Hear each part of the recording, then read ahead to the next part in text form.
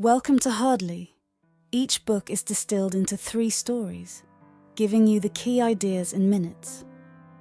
Today we study together Robert DeBord's Counselling for Toads, a psychological adventure in which we probe into confronting childhood emotions head-on, learning to take responsibility for one's own growth, the surprising power of silence in self-discovery. Bord, Robert D., graduated from Selwyn College, University of Cambridge. He previously taught at the Henley Business School in the United Kingdom and is an experienced psychologist, researcher, and clinical practitioner. Don't go away. Hurdley, the editor, will be right back with the story. In this part, we dive into 3 transformative moments where Toad confronts his buried emotions, takes control of his journey, and experiences the quiet power of counselling. These are not just tales of discovery, but deep reflections on how facing oneself leads to growth. Toad had always been a character full of life, energy, and, at times, reckless behaviour. But when Mole found him slumped in a chair, unwashed and deeply depressed, it became clear that his usual bravado had crumbled.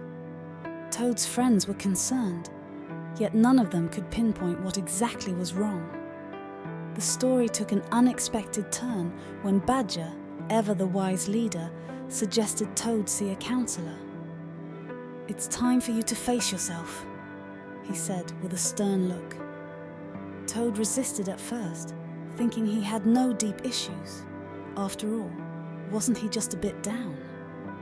But in his first counselling session, Toad found himself grappling with emotions he had never confronted.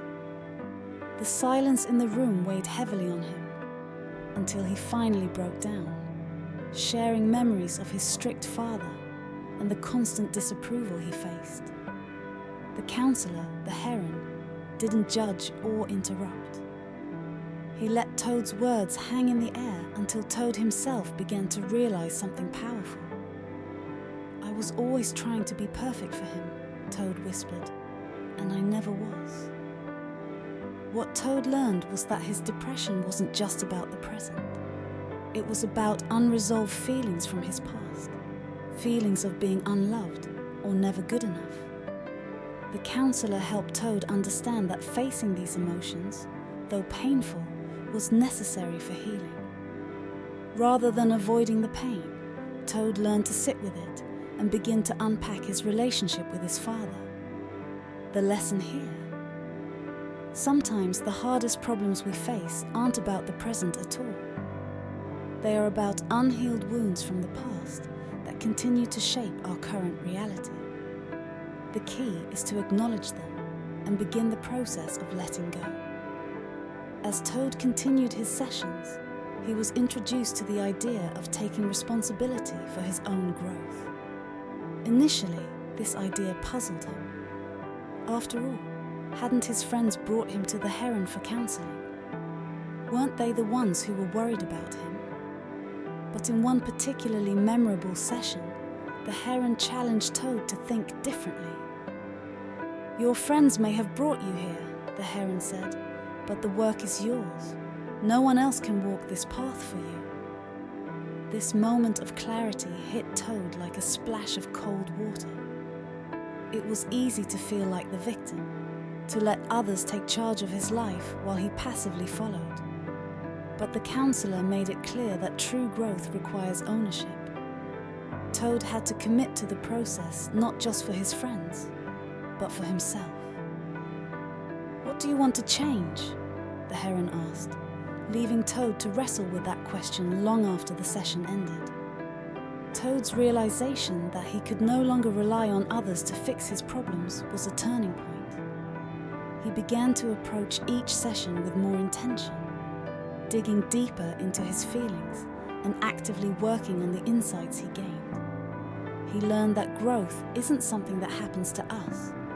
It's something we must work for. It's not about waiting for the right advice, but about taking small, steady steps toward self-awareness. The final story that marked a pivotal moment in Toad's journey was about silence. something he had always been uncomfortable with. Toad had always filled his life with noise, whether it was his motor cars, his adventures, or his boisterous laughter. But in one of his sessions with the heron, Toad sat in silence for what felt like an eternity. The counselor simply looked at him, giving him the space to fill the silence with his own thoughts. At first, Toad fidgeted, uncomfortable with the quiet. But as the silence stretched on, he began to reflect more deeply than he ever had before. He started to realize that his constant need for distraction was a way of avoiding uncomfortable truths about himself. The silence forced him to face these truths head-on. "I've spent so much time running away from myself," Toad admitted softly. "I'm not sure I know who I really am." In that moment, Toad learned that silence isn't empty. It's full of answers if you have the patience to listen. By giving himself time to reflect without distraction, he started to uncover layers of his personality he had long ignored. It was through this quiet reflection that Toad began to understand the importance of self-acceptance and the power of just being present with his thoughts. Each of these stories teaches us something different but connected. From facing buried emotions to taking responsibility for growth and finally embracing the silence, Toad's journey reveals that transformation isn't always about doing more. It's about understanding and accepting who we are. Through his sessions, Toad found that real change happens when we stop avoiding ourselves and start listening to the truths we've been hiding. So, what can we take from all this? As the editor of Hardly, I believe that through learning these lessons, we can embrace personal growth in ways that are often overlooked. It's not always about seeking more answers from others, but about creating the space to hear our own. Each story comes from the most representative real-life cases selected by the Hardly team from this book. Beyond these 3 stories, there are 7 more worth reading. If you wish to dive deeper, we recommend purchasing the full book. To wrap it up, let's revisit the core ideas we touched on earlier.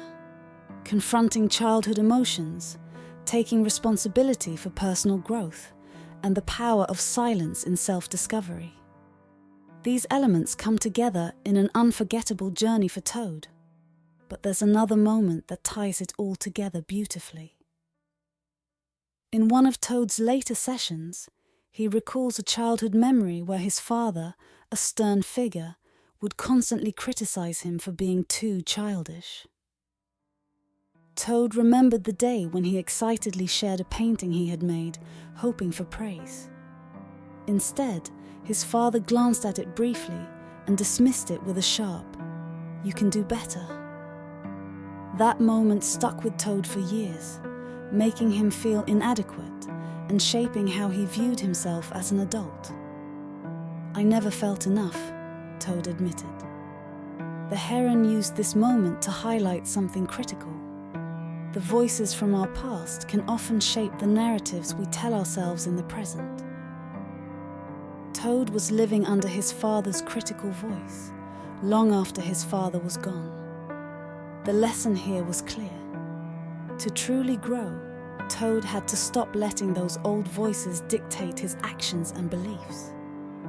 Through this powerful recollection, Toad learned that he could rewrite his story. He had the ability to decide who he wanted to be, without the constraints of old judgments. The power of this journey lies in how Toad took control of his life by revisiting these painful memories and rewriting them. By understanding where we come from, we can move toward who we wish to become.